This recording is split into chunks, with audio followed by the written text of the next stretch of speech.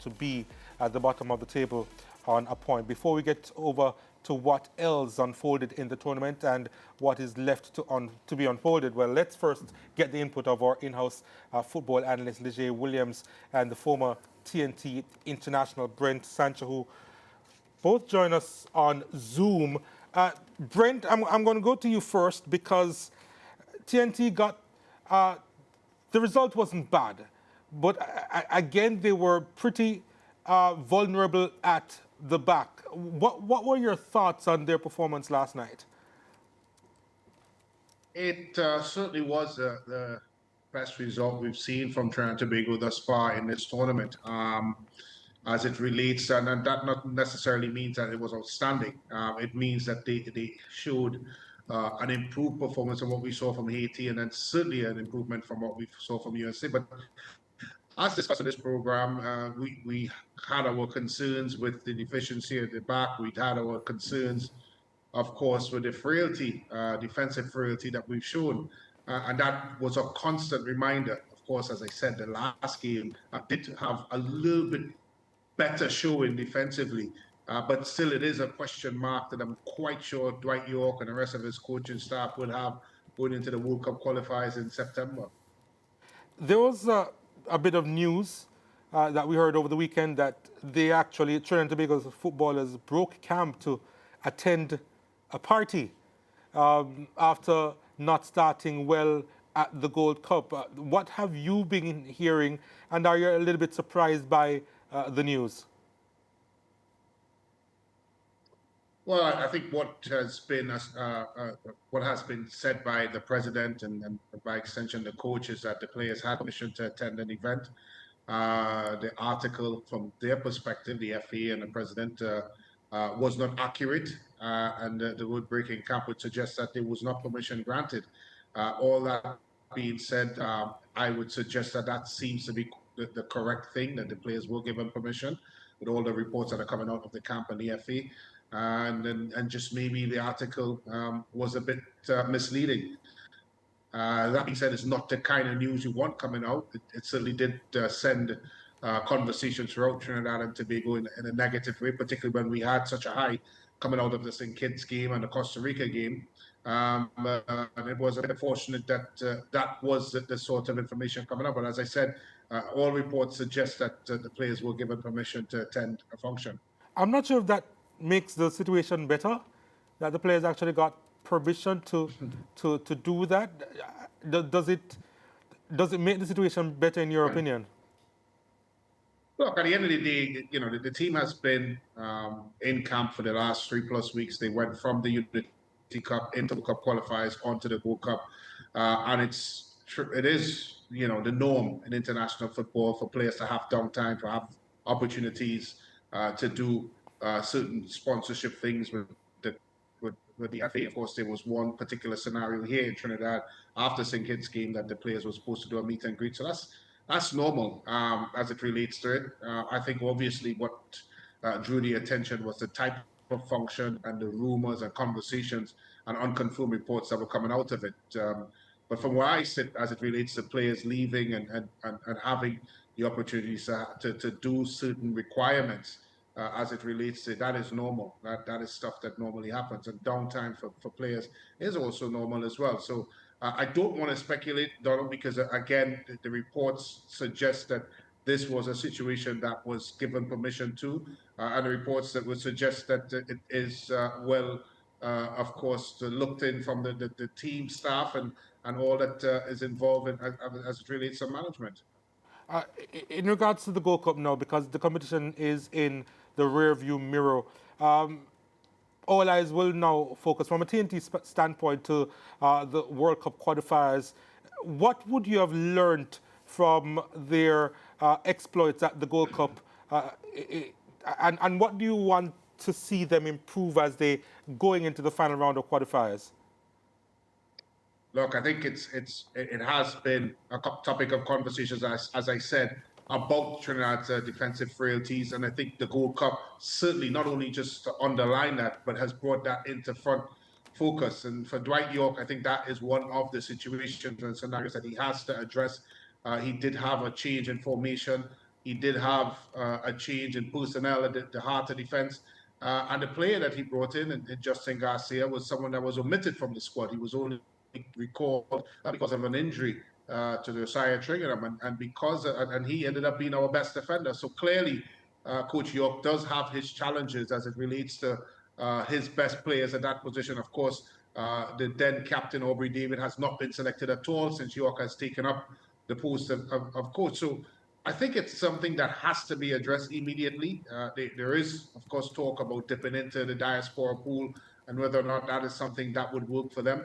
But at the end of the day, there is no doubt in my mind that if Trinidad and Tobago cannot fix the defensive frailty that they've shown in the tournament, and even in the Unity Cup and as well as the World Cup qualifiers, qualifying for the World Cup will be an uphill battle for them. There is a lot of life up front in young Dante Silly, of course, and Spicer and James coming off the bench, and of course with Molino and Levi Garcia. So yes, there are sprinklings of positive, but I think that negative in the way that we defend is something that will be a hindrance for us qualifying for a World Cup. Yeah, and just before you move on, Brent, I just want to highlight the offensive potential of this TNT team because, we have spoken at length about Levi Garcia and the threat he is to any CONCACAF defender.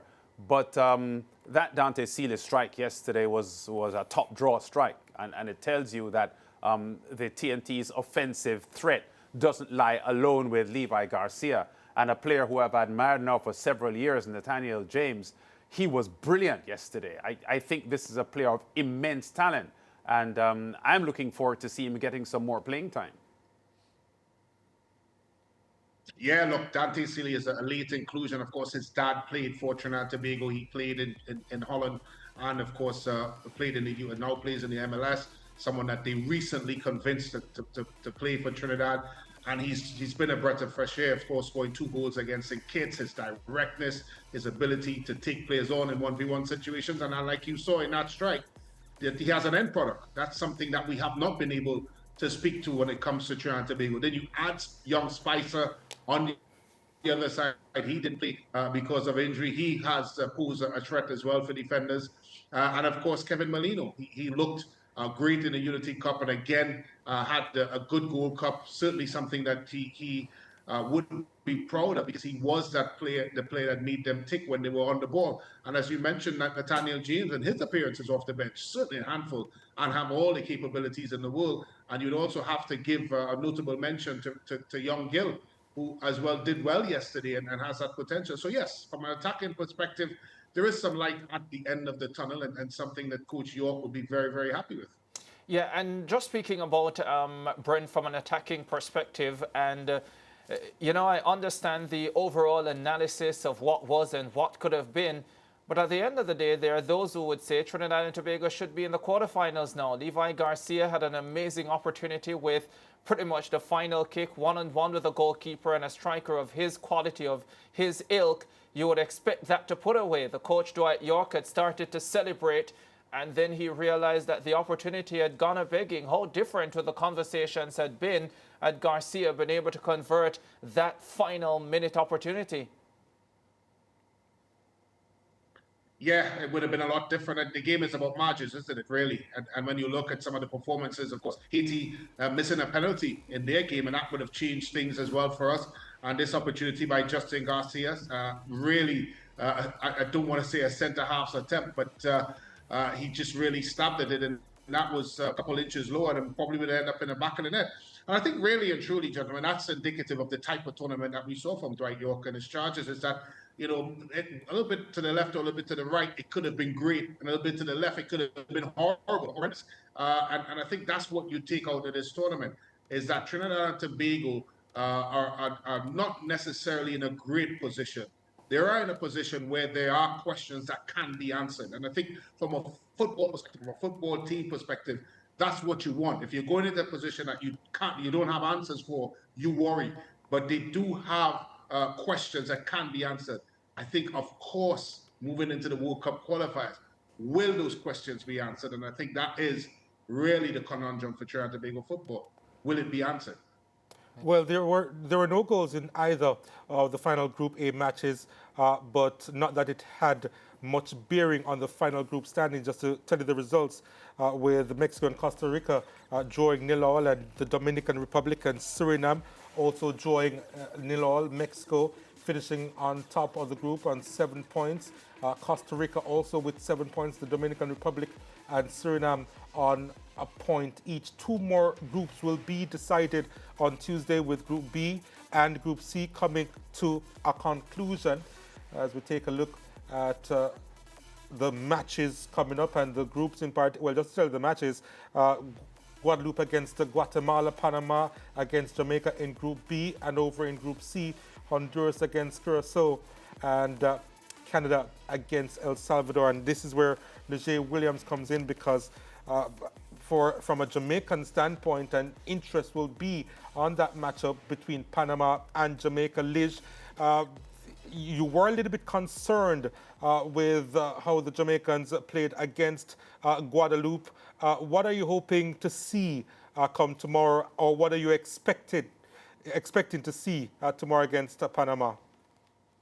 Well, what I'm expecting is more of the same, unfortunately. What I hope to see would be a greater emphasis on intensity. I think that's what's been lacking for the Reggae Boys so far in the tournament. I think that, tactics aside, funny enough, that's what the coach said, but I do think that there are tactical issues, yes, but the intensity on and off the ball, I think the timing on and off the ball has been poor from the Reggae Boys so far in both of their opening 2 games. I have some very strong opinions on the Reggae Boys and their performances, win or lose against Panama tomorrow, that I'll probably save for when I'm in studio on Wednesday.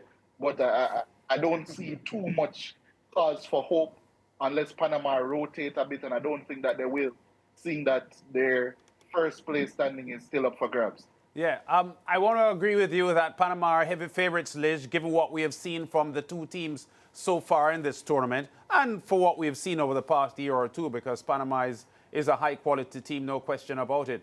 But if you were the Jamaica coach, what would be some of the things that you would do strategy-wise and team selection-wise that could probably serve up an upset win for the Jamaicans?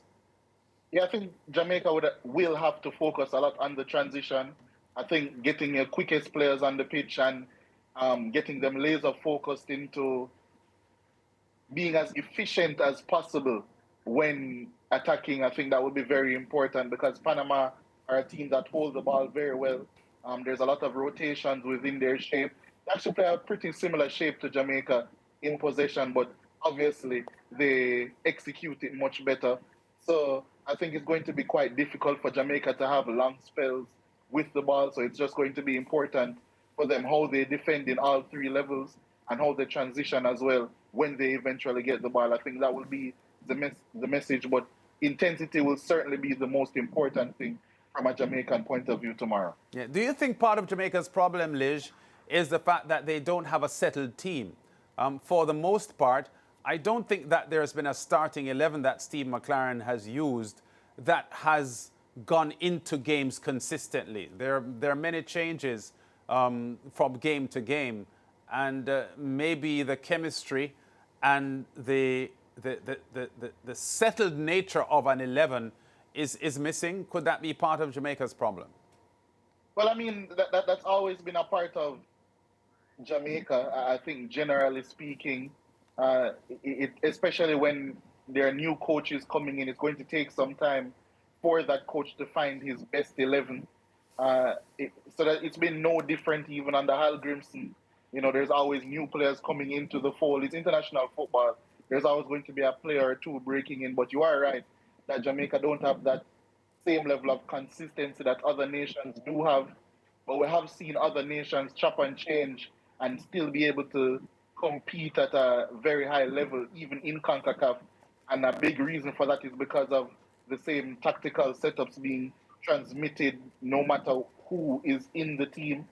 Jamaica don't quite have that synergy, and I think it has continued to cost them, because I still don't think they have really found out who or what they are or what they want to play like, and it just hasn't been consistent enough.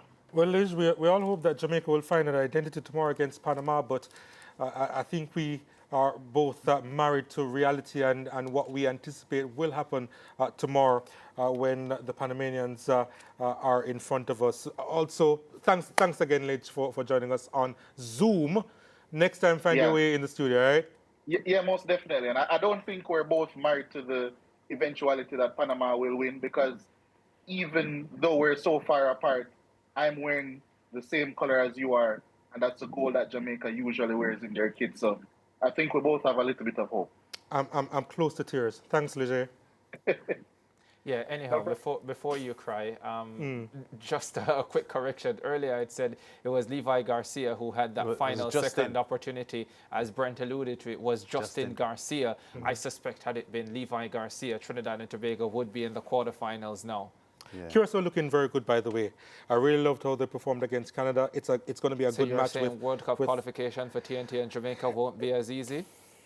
Or are you saying we're going to a break and to think about it and come back with interactive? We're looking ahead to that Honduras match again, so just keep your eyes on them, see how well they perform, because they did perform really well against Canada in that 1-1 draw. But yeah, look out for them. We're going to a break. Back with interactive. Stay with us.